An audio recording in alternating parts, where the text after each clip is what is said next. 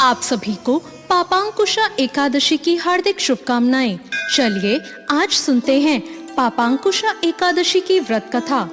एक समय की बात है, धर्मराज युधिष्ठिर ने भगवान श्री कृष्ण से कहा कि अश्विन माह के शुक्ल पक्ष की एकादशी का क्या नाम है, कृपा करके विस्तार पूर्वक बताइए। भगवान श्री कृष्ण बोले, अश्विन मास के शुक्ल पक्ष की एकादशी को पापांकुशा एकादशी व्रत के नाम से जानते हैं। इस एकादशी को रखने से व्रत करने वाला सुख समृद्धि प्राप्त करता है।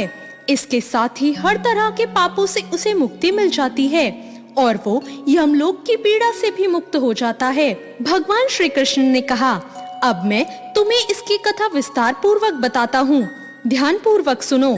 प्राचीन समय में विंध्याचल पर्वत पर क्रोधन नाम का एक बहेलिया रहता था। वो बड़ा ही क्रूर था।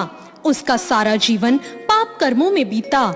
जब उसका अंत समय आया तो वो मृत्यु के भय से कांपता हुआ महर्षि अंगिरा के आश्रम में पहुंचकर याचना करने लगा, हे ऋषिवर, मैंने जीवन भर पाप कर्म ही किए हैं। कृपा करके मुझे कोई ऐसा उपाय बताएं जिससे मेरे सारे पाप मिट जाएं और मुझे मोक्ष की प्राप्ति हो जाए।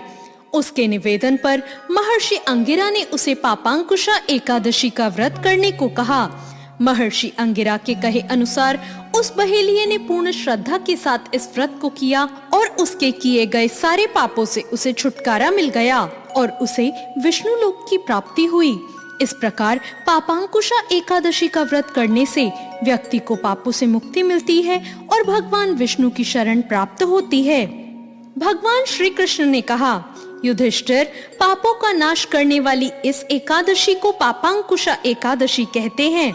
इस दिन मनुष्य को विधि पूर्वक भगवान विष्णु जी की पूजा करनी चाहिए। यह एकादशी मनुष्य को मनवांछित फल देकर स्वर्ग को प्राप्त कराती है। मनुष्य को बहुत दिनों तक कठोर तपस्या से जो फल मिलता है वह भगवान विष्णु को नमस्कार करने से ही प्राप्त हो जाता है। जो मनुष्य अज्ञानवश अनेक पाप करते हैं परंतु हरि को नमस्कार करते हैं, वे नरक में नहीं जाते। विष्णु के नाम के कीर्तन मात्र से संसार के सब तीर्थों के पुण्य का फल मिल जाता है। जो मनुष्य भगवान विष्णु की शरण में जाते हैं उन्हें कभी भी यम यातना भोगनी नहीं पड़ती। सहस्त्रों वाजपेयी और अश्वमेध यज्ञों से जो फल मिलता है वह एकादशी के व्रत के 16वें भाग के बराबर भी नहीं होता। संसार में एकादशी के बराबर कोई पुण्य नहीं, इस एकादशी के बराबर कोई व्रत नहीं। जब तक मनुष्य विष्णु जी की एकादशी का व्रत नहीं करते तब तक उनकी देह में पाप वास करता है। हे नपोत्तम, बाल्यावस्था, युवावस्था और वृद्धावस्था में इस व्रत को करने से पापी मनुष्य भी दुर्गति को प्राप्त न होकर सद्गति को प्राप्त होते हैं। अश्विन माह की शुक्ल पक्ष की इस पापांकुशा एकादशी का व्रत जो मनुष्य करते हैं वे अंत समय में हरिलोक को प्राप्त होते हैं तथा समस्त पापों से मुक्त हो जाते हैं। सोना, तिल, भूमि, गौ, अन्न, जल, छतरी तथा जूती दान करने से मनुष्य को यमराज नहीं देखने पड़ते। जो मनुष्य किसी प्रकार के पुण्य कर्म किए बिना जीवन के दिन व्यतीत करता है वह लोहार की भट्टी की तरह सांस लेता हुआ निर्जीव के समान ही है।